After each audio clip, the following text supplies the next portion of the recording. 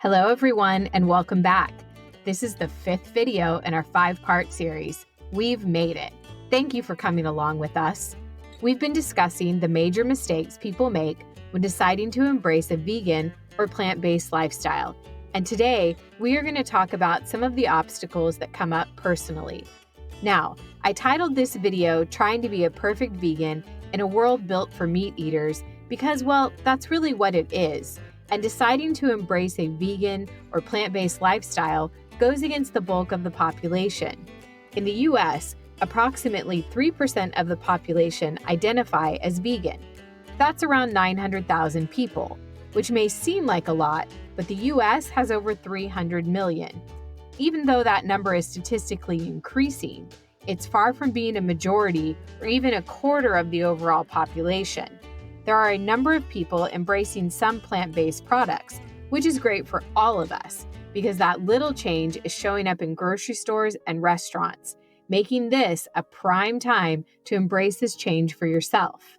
Being a perfect vegan is a huge challenge, especially for those that are doing it for health and not moral reasons. One of the biggest hurdles is holidays, parties, and family events.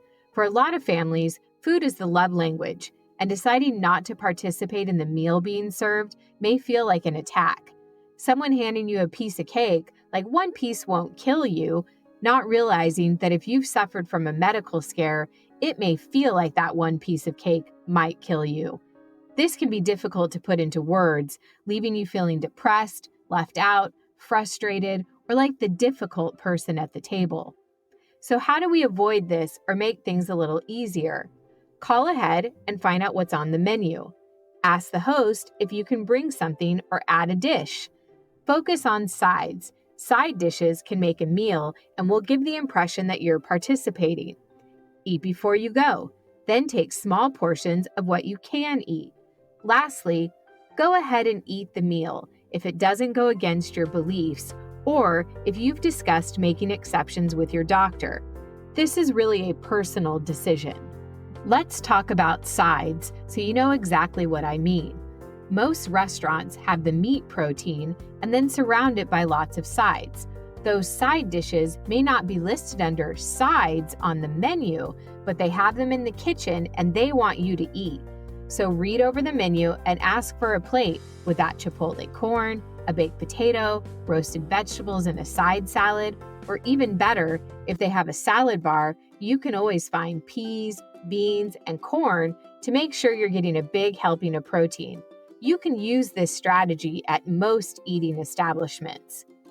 Traveling can also be a challenge. If possible, pack food for yourself ahead of time. One of my favorites is to take a jar or Tupperware and create a layer dish. Black beans, corn, tomato rice, avocado, tomatoes, olives, and some lettuce on top. Just eat this meal the day before and use the leftovers for your trip. Layered salads also work well.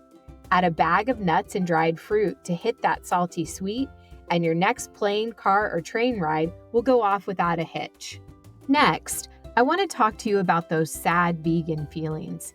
If you've fixed your nutrient intake, made sure you're getting enough protein, but you're still feeling low, make sure that it's not something else going on.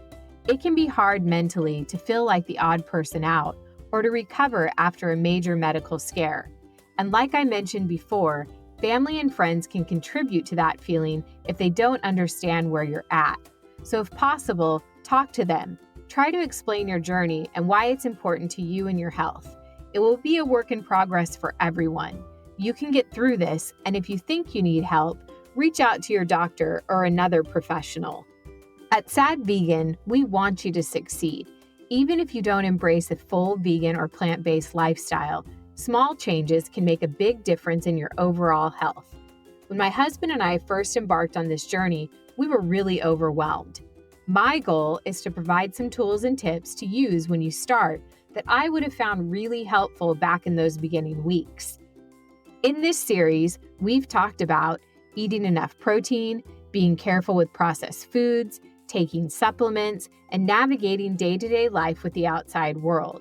So you've got the tools to get started, and we will be here with more tips and insights along the way. So come on over and visit us at sadvegan.com.